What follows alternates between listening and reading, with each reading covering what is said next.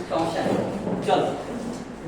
এতক্ষণ এরা এতক্ষণ ধরে কথা বলছিল, আমি ফিল করছিলাম সত্যি কথা, রিয়া একটু আগে কথা বলছিল, মানে বয়সের দিক থেকে তো সত্যি অনেক ছোট, এত এমন মানে ইমোশনাল কথা বলছিল। সত্যি কথা, একটা মানুষ যদি হয় না, সে ইমোশনে পড়ে যাবে। আর ওকে দেখে আমি এর আগে একটা ট্রেনিং একটা কথা বলছিলাম, ফেসবুক যে আবিষ্কার করেছে মার্ক জাকারবার্গ, ফেসবুক আবিষ্কার করেছিল তাদের জন্য যারা ফ্রাস্ট্রেটেড, তাদের জন্য যারা ফ্রাস্ট্রেটেড, সারা মানুষ নেই কথা বলার, কাউকে নিজের যে সঙ্গী করে, কাউকে নিজের দুঃখ কষ্ট সারাদিনের গল্প করব, মানুষই নেই তাদের কাছে। আর ভাই এটা এমন একটা সিস্টেম, তুমি শুধু একটু ভালো করে থেকে যাও, তোমার ইমোশন শোনার জন্য 100টা মানুষ লেগে আছে।